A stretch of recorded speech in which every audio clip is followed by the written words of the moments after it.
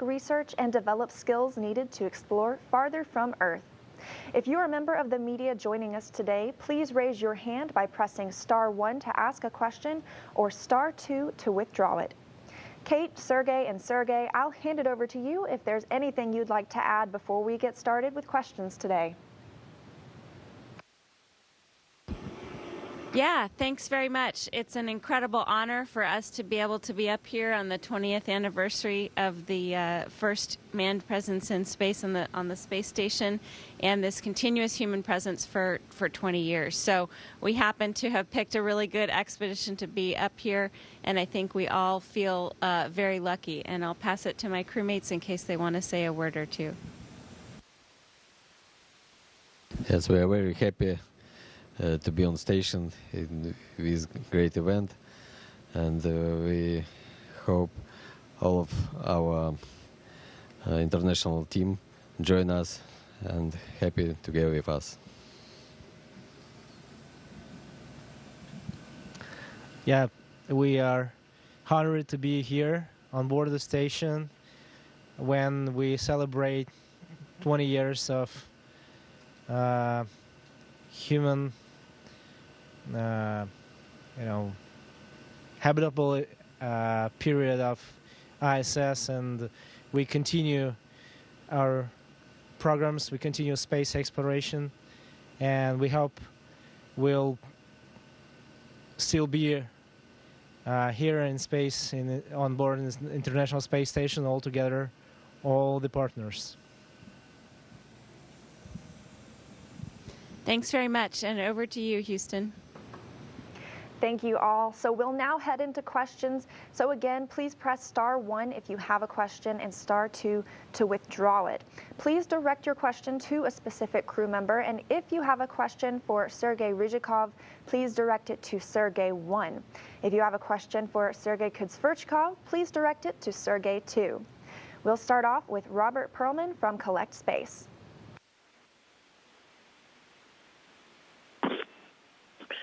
Hi, Kate, Sergey, and Sergey. This question's for Kate and Sergey 1. Thinking about the past 20 years, suppose the Smithsonian were to call up there and ask you to identify an object or two that could be used to represent the past 2 decades of continuous human occupancy aboard the ISS. What would you pick? Hey, Robert, thanks. That's actually a great question. I think the object that I would pick would be a wire tie. So we use these wire ties on EVA. They're a pretty simple object, but they absolutely do the trick. They're really one of the workhorses of EVA, and it's a very simple thing that you wouldn't think is so important, and yet it's absolutely incredible when we're doing spacewalks. It represents all of the kinds of things that we can do, and to me it really represents spacewalking.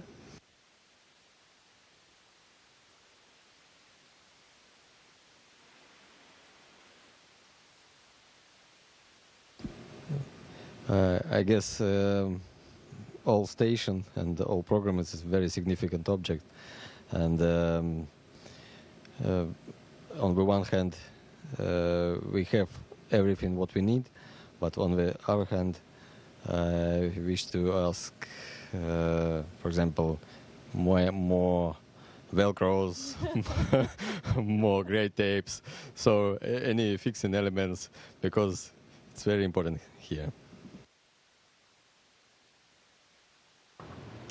Thank you. And next up is James Rogers with Fox News. Hello, good morning. I have a question for Kate. Kate, I know that you recently voted on the ISS. Can you tell us a little bit about that process? And also, how straightforward was it? And what did you use as a voting booth? Yeah, that's a great question. So it's actually pretty similar to the process of like voting by absentee ballot from home. If you're, for example, a military member serving overseas, if you're a government civil servant, we have a process in place so that people that are serving overseas that are American citizens can still vote. And so we fill out, it's called a federal postcard application for voting overseas, and I don't know that I'm technically overseas. We are far away from the United States at times, depending on our orbit. So we fill out this application. We actually get the ballot is encrypted to us.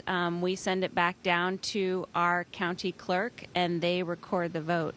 And it's really, this is an honor for us. We also think of it as a duty. It's a privilege, but I think it's also our obligation as citizens. And so we feel very lucky to be able to vote from space. As the voting booth, I used my crew quarters, and so that's what's in the photo. It's our small little area where we sleep and have our computer. It's a private area on the space station, and it seemed like it would be about the right size for a voting booth back down at home. The next question is from Marcia Dunn of the Associated Press. Yes, hi. Probably for Kate and one of the two Sergeys, if they'd like to chime in. How do you plan to mark the big milestone on Monday with 20 years of continuous habitation? Are you going to raise a toast? Are you going to maybe chat with the first expedition crew? Or just what do you plan? Thank you.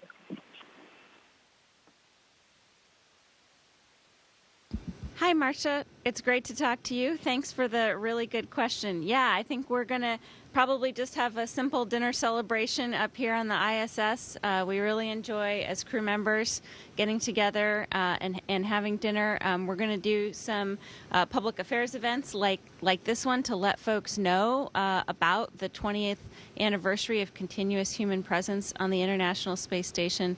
And I think the most fitting tribute is for the three of us to just go take a nice long view out the cupola, look at the beautiful Earth, and appreciate this amazing space station. And I think it's a good idea to call first crew members, present them, and maybe send them some pictures. For example, today we found a note from first crew about installing of new equipment on board. So I think remembering of it with a pleasure for them.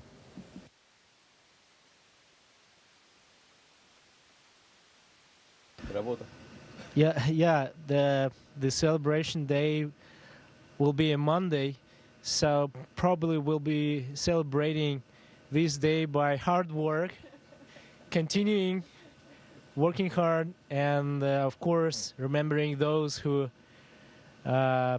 flew here, who've been flying here for 20 years, and all that 63 expeditions that were here before, and we really appreciate their income in this big program. Of course, we will remember all the participants of this huge program. Thank you so much, you all. Next question is from Bill Harwood of CBS News. Yeah, hi.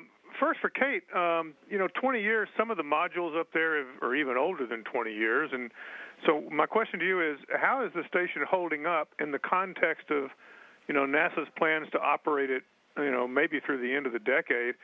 And for either Sergey, can you guys give us an update on the leak? I mean, I'm thinking also of that in terms of the age of the station. I don't know what caused it, but how is your treatment of that leak back in Zvezda going? Thank you.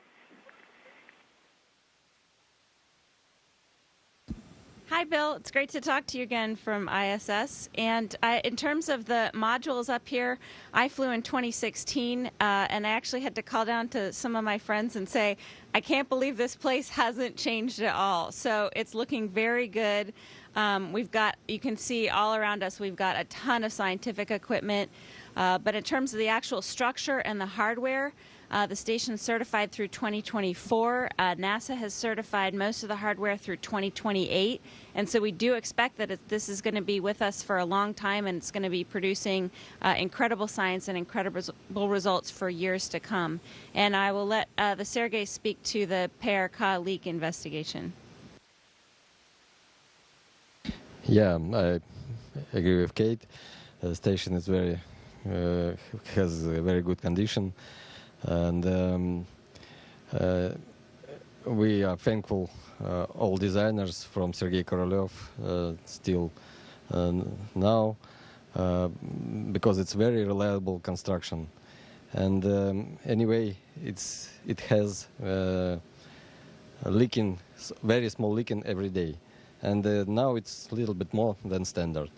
And so we are working to find it finally and of course replace. So don't worry. The next question is from Mark Carreau of Aviation Week. Thank you. My question's for Kate Rubins.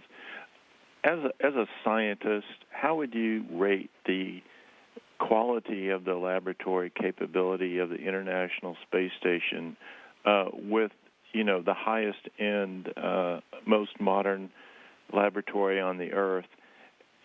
And does it have, like the last question, some staying power?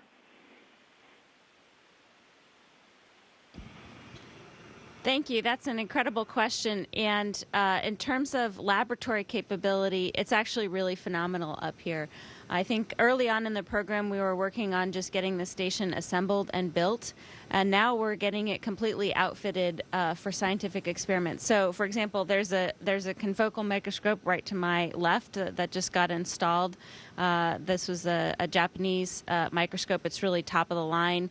This is the kind of thing that we would use in the lab to study cells, study immune reaction. It's the kind of thing I would have had in my lab at MIT. We introduced the DNA sequencer in 2016. This is the same technology, again, that we would be using on Earth for really high-throughput sequencing. And it's not just biology here. That's the amazing thing about this laboratory. The space station and even this kind of small space has all of this biology equipment, but then it's also a material science laboratory. It's a physics laboratory. So we have a state-of-the-art cold atom lab that was just installed in the lab 2 modules down. This is really incredible. And this morning and a couple of days earlier, I was working on installing an experiment in the microgravity science glove box. It's a physics experiment.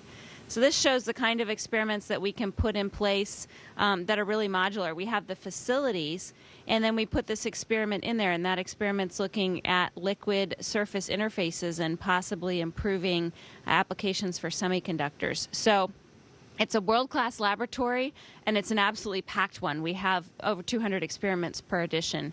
I think it's like taking an entire university campus, a world-class university, and shrinking it down to the size of the space station. Next up is Susie Nelson of Business Insider. Thank you so much. So this question is for any of you all. You mentioned that most of the station is hardware certified through 2028, but I know that in the last couple of months, the station has still seen a lot of maintenance issues and breakdowns, notably one of the oxygen supply systems and a toilet, and then obviously the leak. So I guess going forward, are there any issues that you're primarily concerned about, or what are things you check more routinely to make sure that the station is in working condition?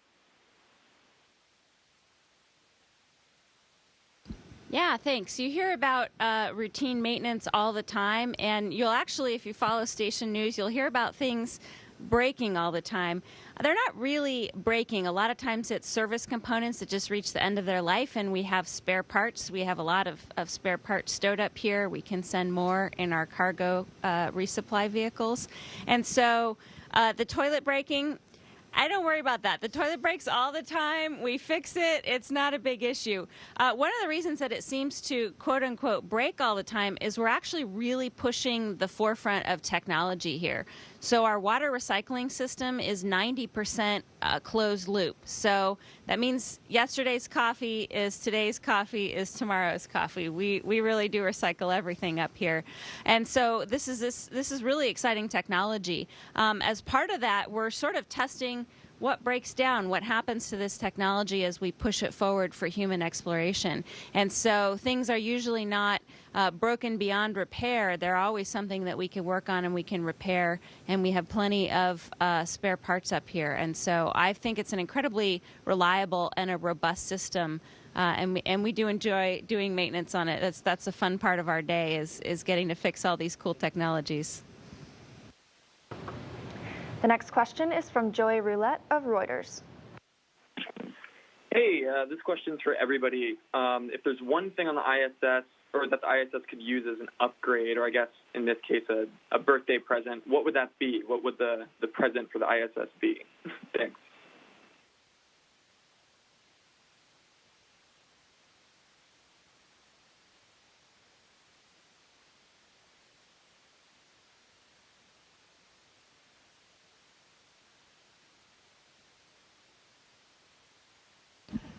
Yeah, thank you for the question, and I think we always have space here for any ideas. We always have something to upgrade.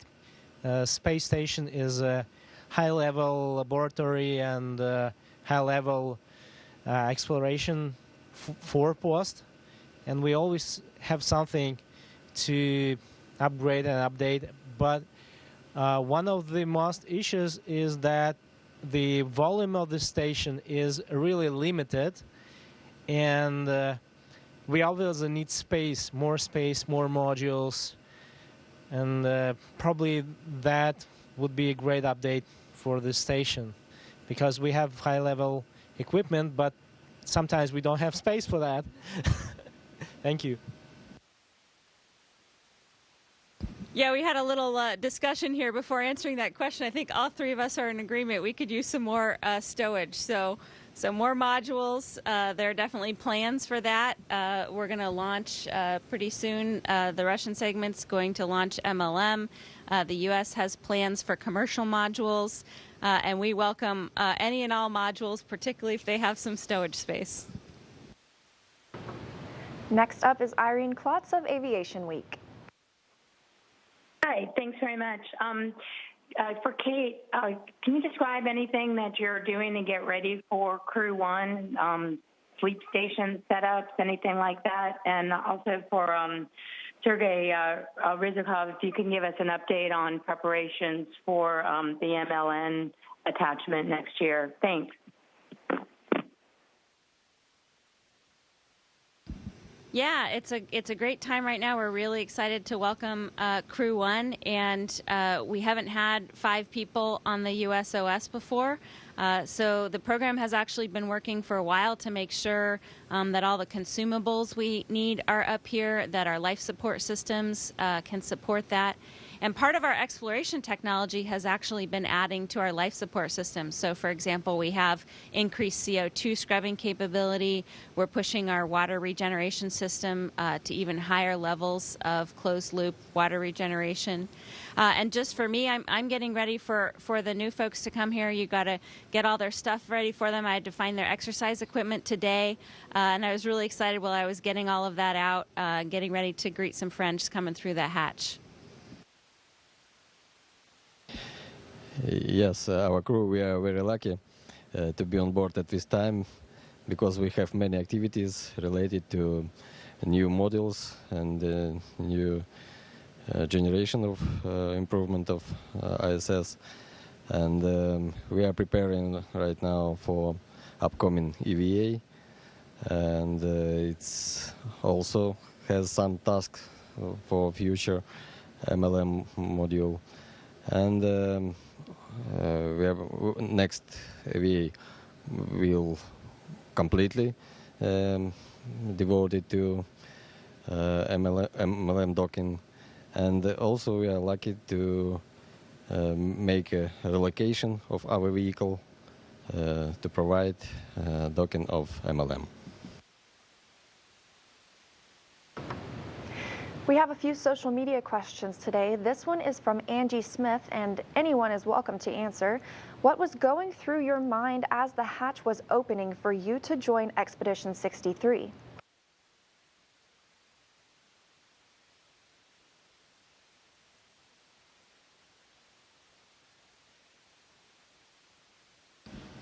Thank you for the question. Yes, I think my feelings were the same that other crew members has had before. I was surprised how easy it is flying here inside the station, and yeah, it's easy to fly, but it was difficult to control body motion. Yes, because it's completely other feeling that the feeling of motion on the Earth's surface. And the second feeling was when Chris Cassidy let me see the cupola. The second feeling was how great is the view, how great is our planet, and how beautiful it is. And that's it. But most of my other thoughts were about work, about incredible opportunities here on board the station. Thank you.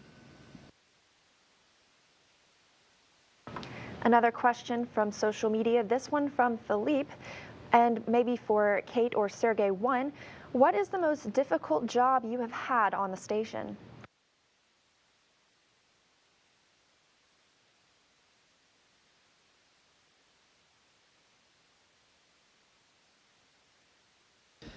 I think most difficult part we passed. Most difficult part is wait and have preparation for flight. Now we are enjoying being here and enjoying working here and enjoying talk with you, for example, also. Thank you. Yeah, and for me, the work inside here, it feels great. Like it's like I'm just back here in 2016. During Expedition 48 and 49, I think the most challenging thing we did were EVAs, spacewalks. Certainly you spend a lot of time preparing for those on the ground. The three of us trained together to be able to do EVA and robotics, and this is probably the foremost mental and physical challenge we have as astronauts, to be outside in the vacuum of space in a 400-pound spacesuit, moving that mass around with very, very expensive equipment. Now, that being said, it's also one of the most fun things we do. So we're looking forward to many spacewalks, many EVAs on this increment. It's going to be a great expedition. Next up, we have a question from Susie Nelson with Business Insider. Hi, thank you so much again for taking another question from me.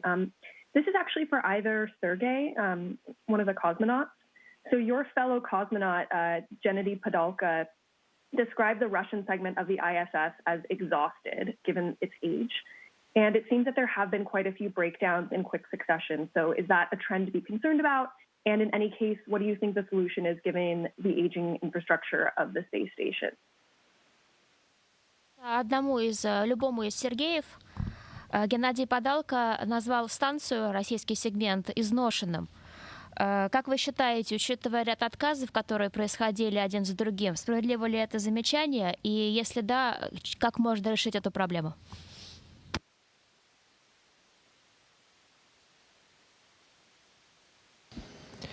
I think it's a personal meaning of very respectable cosmonaut, but I think we have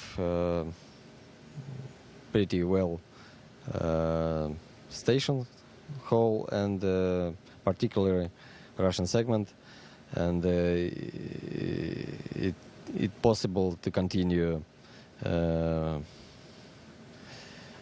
using Russian segment as part of ISS, and it's pretty reliable and has a good status because we are taking care about it, and the huge ground team also do this. Thank you. We have time for about one more question, this one again from Irene Klotz of Aviation Week.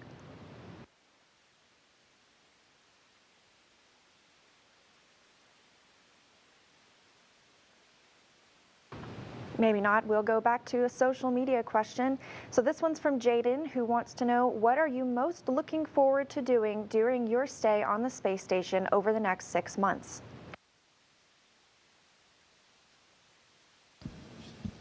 I'm always about the science and the experiments, and so there's a lot of great science that's coming up on this expedition. We're going to continue some of the work on growing cells in space, so we're looking at growing heart cells, and then also other various kinds of tissue. Microgravity allows us to have this flexibility in the architecture and in growing delicate structures.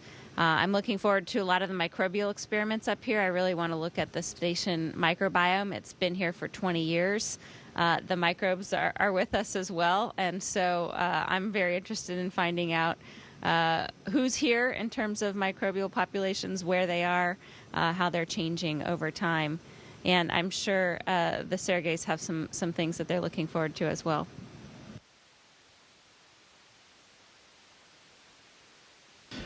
The most exciting upcoming things are EVAs, of course. We are well prepared for that, but we're still getting ready for that. We have to prepare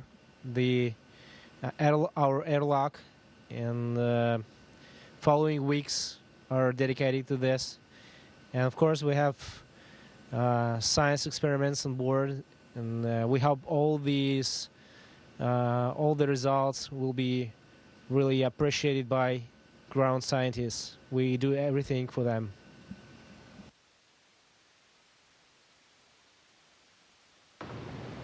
Well, thank you so much, Kate, Sergey, and Sergey. It was truly an honor to speak with you today. And thank you to everyone who joined us live as we celebrate the 20th anniversary of continuous human presence aboard the space station.